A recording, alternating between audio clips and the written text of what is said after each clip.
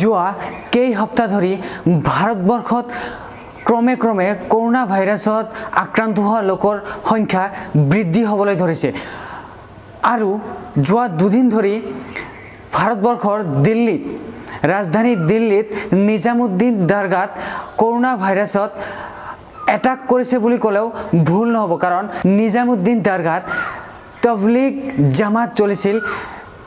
13 মাৰ্চৰ পৰা 16 মাৰ্চলৈ আৰু তাৰ ফলতে কৰোনা ভাইৰাছে ইমান মানুহক আক্ৰান্ত কৰিছে যে তাত থকা মানুহক এতিয়ালৈকে 2-300ৰ ওপৰত মানুহ কৰোনা ভাইৰাছত আক্ৰান্ত হোৱা দেখা গৈছে আৰু সেই জামাতত কৰোনা ভাইৰাছত আক্ৰান্ত হোৱা লোকৰ মাজত এতিয়ালৈকে 10 জনৰ ওপৰত মৃত্যুবৰণ কৰিবলগীয়া হৈছে আৰু সেই প্ৰভাৱটো আহি অসমতো কালি আৰু পৰহি অৰ্থাৎ দুদিন ধৰি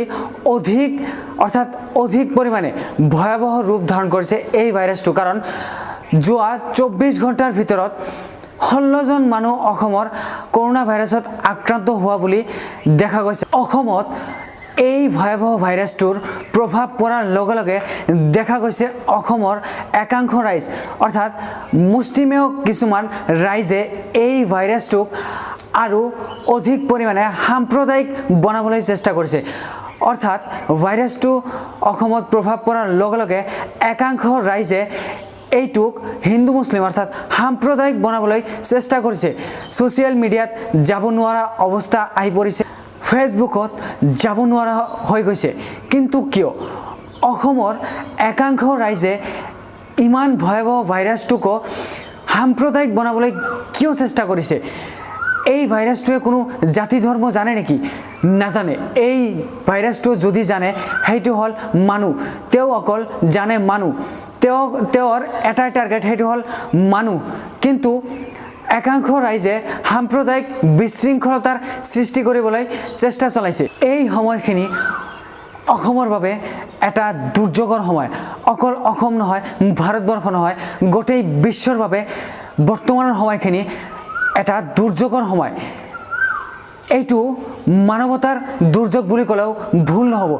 ঠিক এই সময়ছোৱাত অসমৰ একাংশ ৰাইজৰ এনে সাম্প্ৰদায়িক মন্তব্য কৰাটো অৰ্থাৎ সাম্প্ৰদায়িক বিশৃংখলতাৰ সৃষ্টি কৰাটো ঠিক হৈ আছে নেকি কেতিয়াও নহয় এই সময়খিনি আমাৰ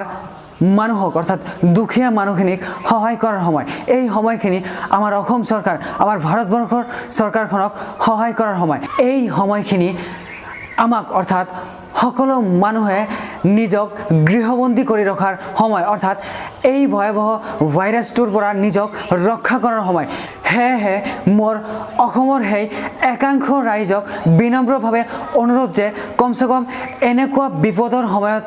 আপোনালোকে এনেকুৱা সাম্প্ৰদায়িক বিশৃংখলতাৰ সৃষ্টি নকৰিব হিন্দু মুছলিম নকৰি নিজক গৃহবন্দী কৰাৰ চেষ্টা কৰক অৰ্থাৎ এই ভয়াবহ ভাইৰাছৰ পৰা নিজক ৰক্ষা কৰাৰ চেষ্টা কৰক অৰ্থাৎ ৰক্ষা কৰক কাৰণ এই ভাইৰাছটো অলৰেডি অসমত এটা ভয়াবহ ৰূপ ধাৰণ কৰিছে কাৰণ যোৱা 24 ঘণ্টাৰ ভিতৰত 16 জন মানুহক আক্ৰান্ত কৰা দেখা গৈছে আৰু এটা বিনম্ৰ অনুৰোধ সেইসকল ৰাইজলৈ অৰ্থাৎ সেইসকল মানুহলৈ যিসকল মানুহে নিজামুদ্দিন দৰগাটোত গৈছিল তাৰ পৰা অসমলৈ আহিছে কিন্তু এতিয়ালৈকে টোটেল 194 জন অৰ্থাৎ 194 জন মানুহে নিজক লুকুৱাই ঘৰৰ ভিতৰত সোমাই আছে সেইসকল ৰাইজলৈ মোৰ বিনম্ৰ অনুৰোধ যে আপোনালোকে এতিয়াও সময় আছে যে আপোনালোকে নিজক হস্পিটেললৈ লৈ যাওক অৰ্থাৎ গভৰ্ণমেণ্টে টোল ফ্ৰী নাম্বাৰ এটা দিছে 104 তালৈকে ফোন কৰক আৰু নিজক হস্পিটেললৈ লৈ যাওক অৰ্থাৎ নিজক আপোনালোকে ৰক্ষা কৰক আৰু নিজৰ পৰিয়ালটো নিজৰ গাঁওখন নিজৰ ৰাজ্যখন আৰু গোটেই ভাৰতবৰ্ষখন ৰক্ষা কৰক সেয়েহে আপোনালোকে নিজে 104 টোল ফ্ৰী নাম্বাৰত কল কৰি নিজে চিকিৎসালয়লৈ যাই থাকক সেয়েহে মোৰ বিনম্ৰ অনুৰোধ সেইসকল মানুহলৈ যিসকল মানুহে দিল্লীৰ নিজামুদ্দিন দৰগাৰ পৰা অসমলৈ আহিছে আৰু আহি নিজক লুকাই ৰাখিছে সেইসকল মানুহে যাতে 104 টোল ফ্ৰী নাম্বাৰত কল কৰি নিজক চিকিৎসালয়লৈ